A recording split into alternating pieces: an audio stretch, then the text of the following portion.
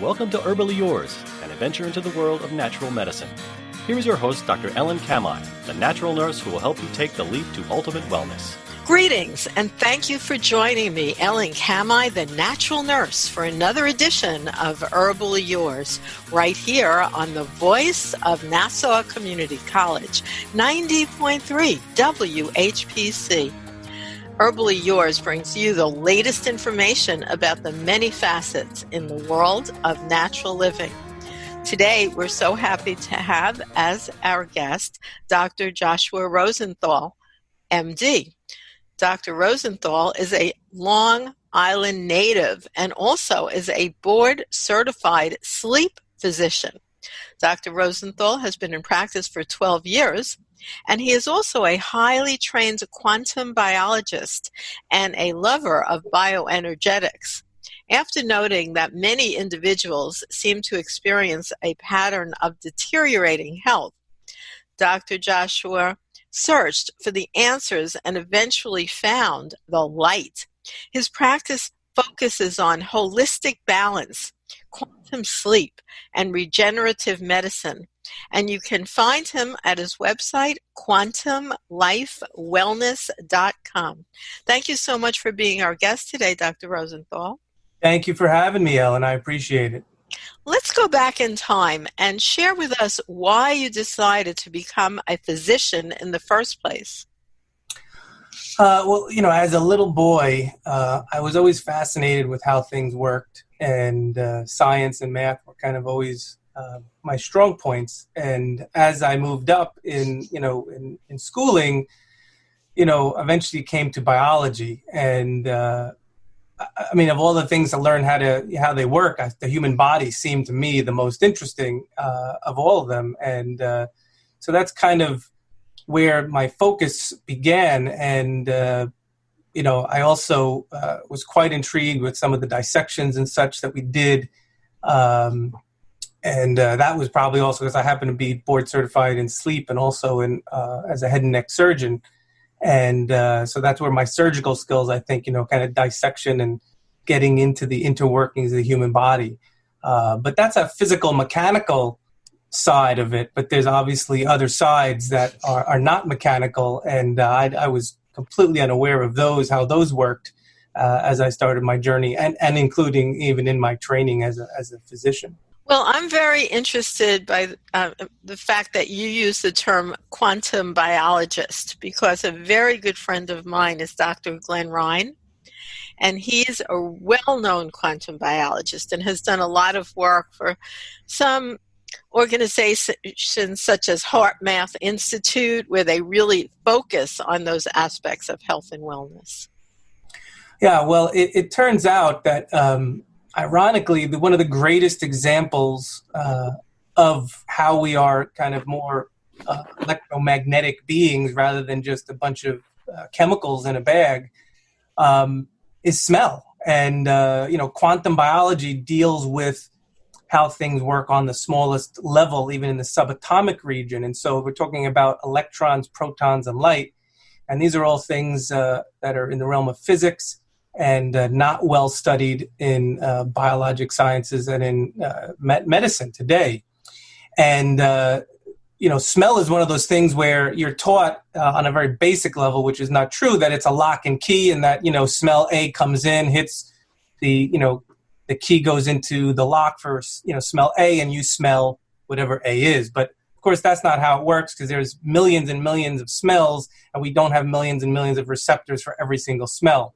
So it's clearly more of a vibrational phenomenon, and certain vibrations may kind of vibrate portions of these receptors. And so one receptor can actually have different vibrations for different smells and overlapping. And this is how actually smell works. And the best first studied electromagnetic phenomena was birds and navigation and their magnetic sense of flying. And this is very well studied, and there's lots of research and books on this. When you read that, you realize that this is not about chemicals. This is about electromagnetism. And so then you say, well, what do I know about electromagnetism? Nothing, because none of my training dealt with that. And realistically, the way that this really came to bear for me was when you start looking at how the body produces energy, and we've all been taught that ATP is the currency of energy in the body, and that's not wholly true. It is a currency of energy, but it is not one of the main forms that we really use. And it turns out, you say, well, where is ATP formed? Well, it's in the mitochondria. And, most people, when they talk about health, they talk about, diet and exercise. This is kind of a mainstream brainwashing we've had. And so when you think about diet, of course, is protein, carbohydrates, and fats. And the mitochondria, which is where the energy is made, has no input that is a fat input, a carbohydrate input, or a protein input. It has an electron input. And so you start saying, well, wait a second. If electrons matter to make energy, how am I dealing with electrons? And we just don't think in these currencies.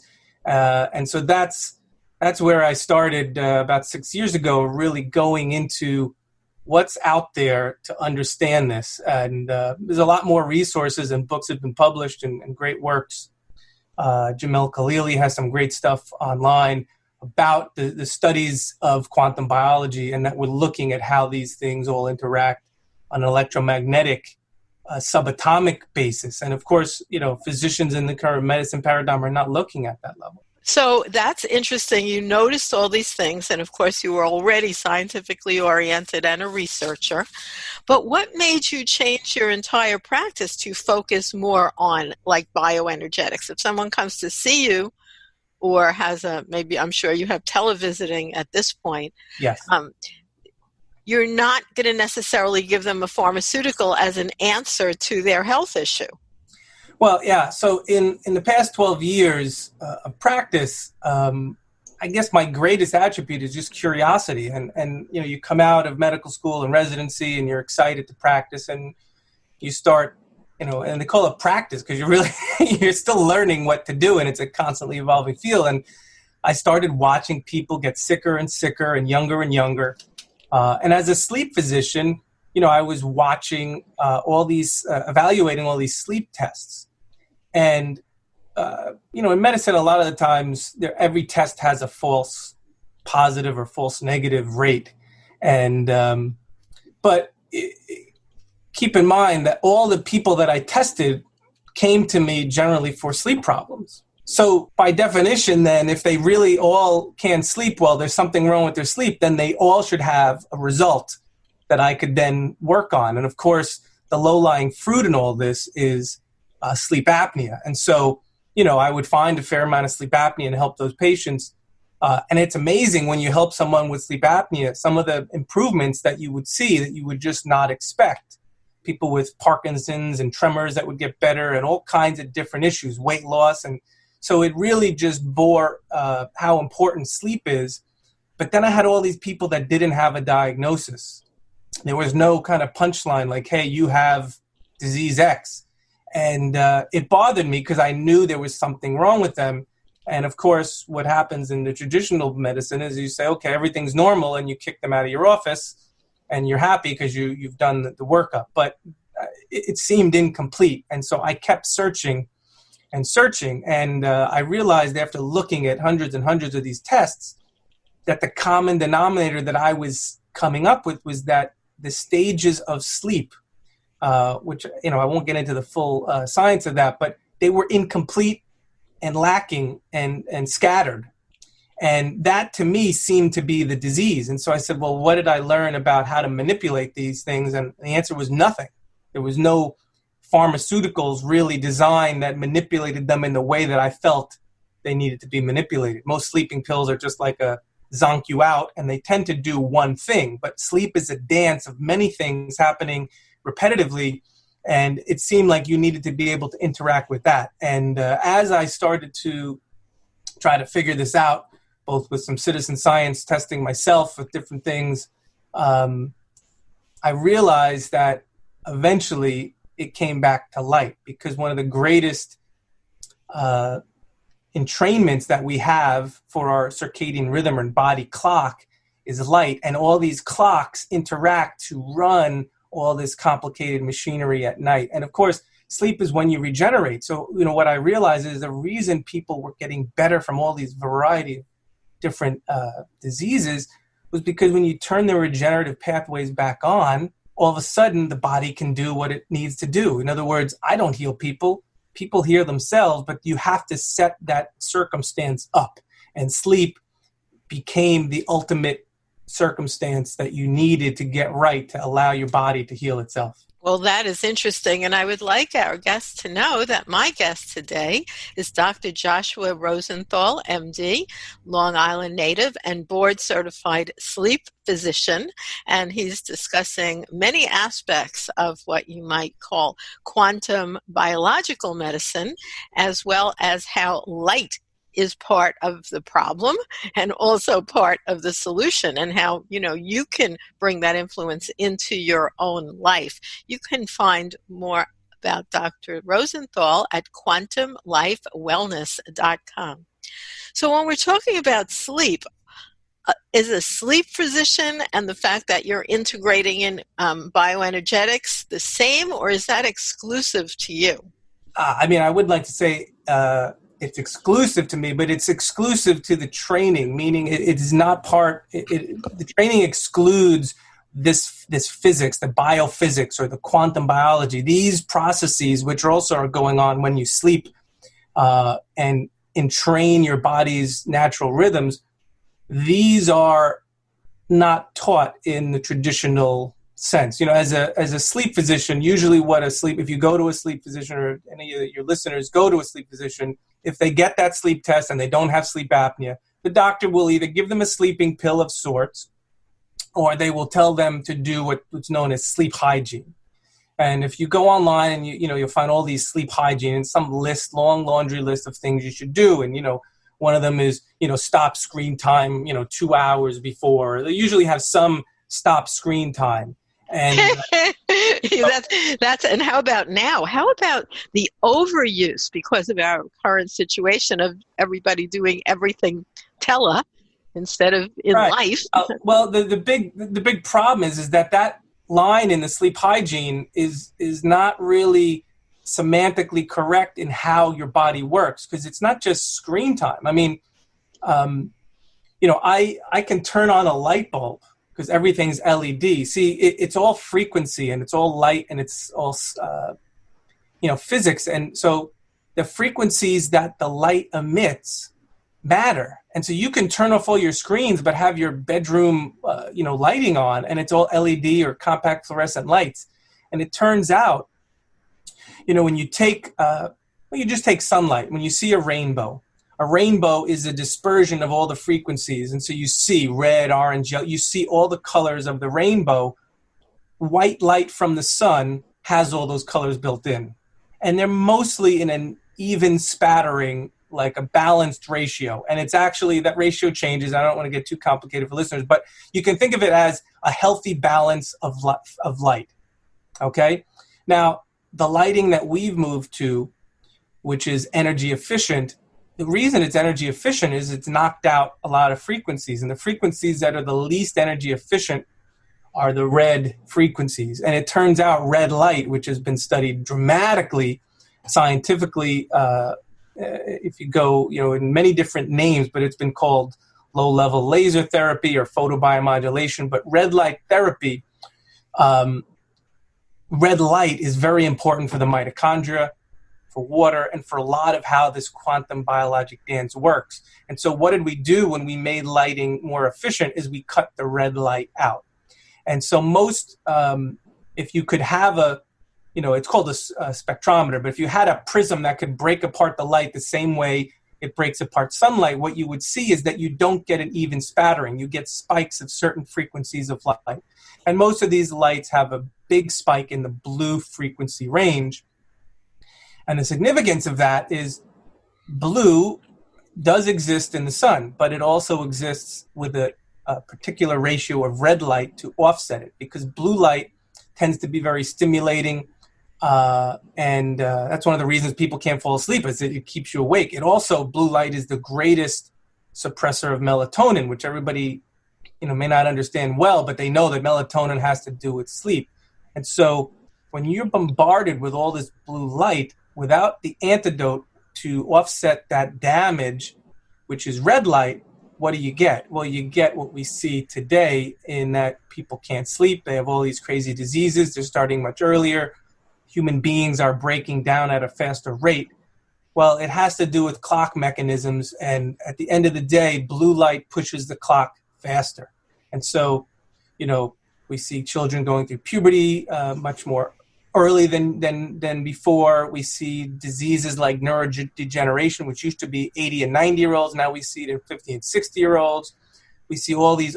Where is the cause? And while there are other toxins that are in our environment that are just as bad, the electromagnetic ones, the ones you can't see, and I include light in there because we don't think about seeing light. It just is there. These are the ones that are changing cellular function, causing inflammation. And as we know, inflammation is the root of all disease. And so the more inflammation and the more disruption of our body clocks that we have, the faster and the sicker we get. Well, that is very interesting, Dr. Joshua Rosenthal. That's who we're talking about today. He is our guest here on Herbally Yours, and you are listening to Herbally Yours on the voice of Nassau Community College 90.3 WHPC. I'm Ellen Kamhi, the natural nurse. And as we said, our guest today is Dr. Joshua Rosenthal, MD. You can find him at quantumlifewellness.com. Dr. Rosenthal, how is the inundation of the new 5G waves going to impact the situation, in your opinion? Sure. So it turns out that all of the cellular technologies, the radio frequencies that we're dealing with, we've already shown in the 50s and 60s that these sorts of electromagnetic waves cause calcium efflux in the cell. And basically, at the end of the day, the listeners don't have to understand what that means, but calcium is an important element and ion that we use. And so we're screwing up all the concentrations of electrolytes in our body that are used to run the biochemistry. It also turns out, and it's been studied, that these cellular frequencies suppress melatonin. So yet again, just like blue light, once you disturb the sleep, you've lost the ability to regenerate tissues. So this is kind of like if you can't repair your car, and you keep breaking it, it's not going to be long that you're going to need a brand new car. And so at least if you could repair every damage that came in to some degree, you could keep that car a lot longer. And so losing sleep is the most important vital sign, in my opinion, because that's where you can repair some of the daily stresses that you come up with. And so electromagnetic frequencies are terrible in that regard. And there's other, quantum biologic effects. But I would just turn any listener who wants to understand how bad 5G potentially is to look at the National Toxicology Program study called the NTP study. And this was done by, it was about $25 to $30 million study sponsored by our own government. They waited 2 or 3 years to publish the results because they had so many scientists scour it to try to debunk it. But it showed an increase in brain tumors in the rodents, in a rodent model. And this was using 2G and 3G frequencies. So the importance of that is we're now 4G and 5G. And so it doesn't work that, necessarily each increase in number is bad. But it turns out that, it's the spectrum, it's the vibration frequencies are getting closer to some of the elements that we use in our body, like oxygen. So as we've marched up the electromagnetic spectrum, these frequencies are now interfering with the natural vibration of elements that we naturally use. So is that going to cause problems? Absolutely.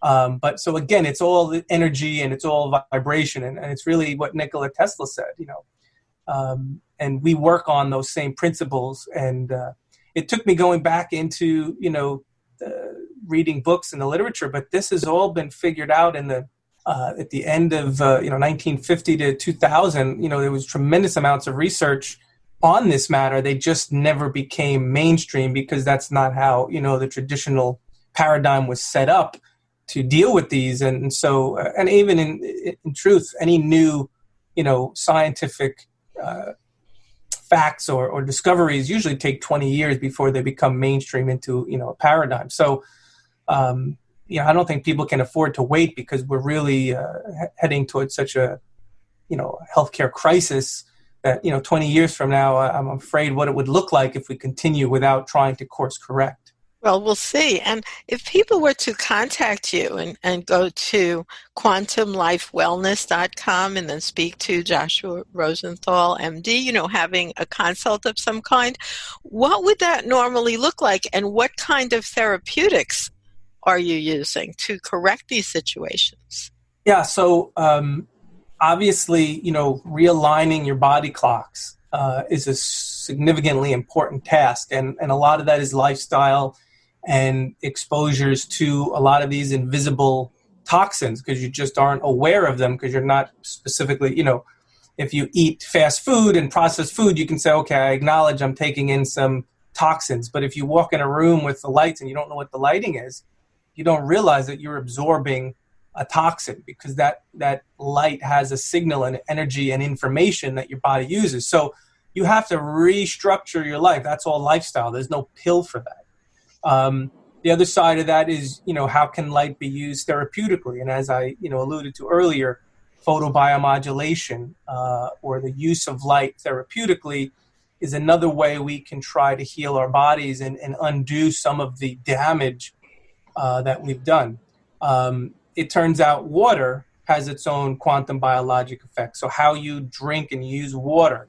And then, of course, since I mentioned earlier about the mitochondria, they are the energy producing part of the cell to rejuvenate those, in various techniques to help rejuvenate them. Because if without energy, what are you? We're a corpse, So when you lose energy in a system, in an organ, in your entire body, that's how you get a disease. So, when you're chronic fatigue, you've lost energy throughout your entire body. If you have a kidney problem, it may just be you've lost energy in your kidney. And generally, the energy production is also matters what time it is. So again, you have clocks in all the different cells and all the different organs. And so you tend to lose energy and time and information in the place that you are getting sick.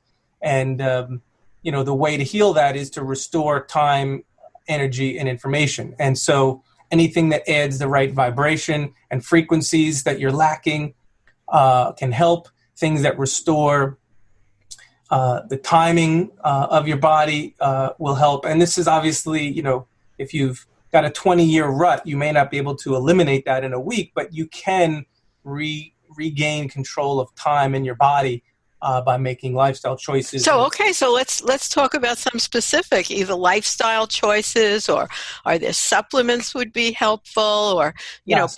Behavior patterns that would be helpful to reorient more of the more positive energy flow. Yeah. So the basic two-step beginning to this in my world is, and you can think of this as music, as an upbeat and a downbeat. And so to reestablish your clocks, you have to establish the upbeat and the downbeat of light, which is day and night. And so day begins when the sun rises, and the frequencies of light that come out of the sun set your circadian rhythms, your body clocks. And so you want to see and expose your body to that light every morning. So some people say, well, I don't want to get up at 6:30 in the morning and see the sun. Well, okay, but this is a choice, and this is we all and you can choose to eat McDonald's or you can choose to eat something that's less processed. So getting the upbeat right in that morning sun is very therapeutic because it has mostly red light, and so it's kind of like free red light therapy. In fact, they just put out a study that looking at deep red light improves eyesight. And this was not news to me, but this is, we have all these eye diseases that have spiked. Well, why is that? Because people sit in front of a television or a computer, and that blue light, which is unfettered, destroys their retina, and they get retinal detachments and all kinds of different problems. So red light, which is the antidote to blue, surprisingly can improve your eyesight. Well, it doesn't surprise me because the light actually generates all the chemistry that runs your body, and so it happens in your eye as well. And the eye is the most important place to get this right. So when you wear glasses, when you wear contacts, you're blocking the frequencies of light to get in.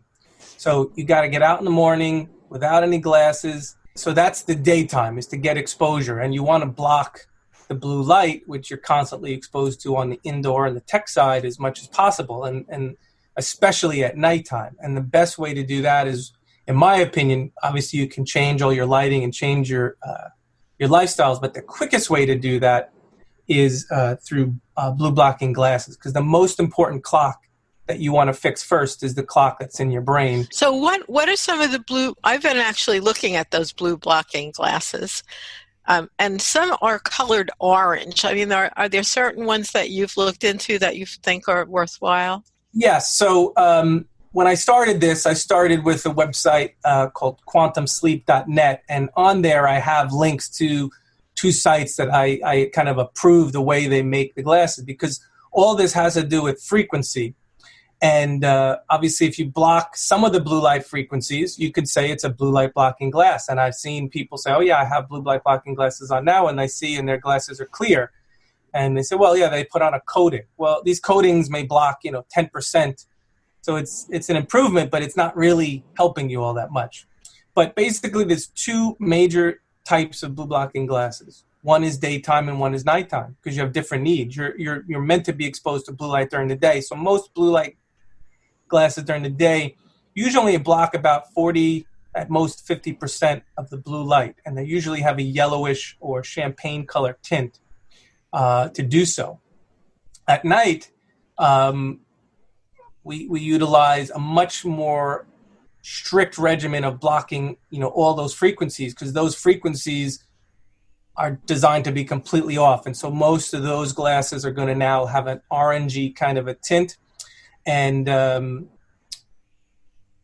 again, if frequency matters here. So, there are ones that are orange that may not block all the frequencies you want, because, 400 to 500 nanometer light, which is what the measurements of blue light, have differing degrees of damage. And so it could block some of that and not all of it. And you might be thinking, well, this is good, but you're still getting, so frequency matters, details matter in physics. And but at quantumsleep.net, I have a little resources area with links to two companies that make the glasses, and I've tested them.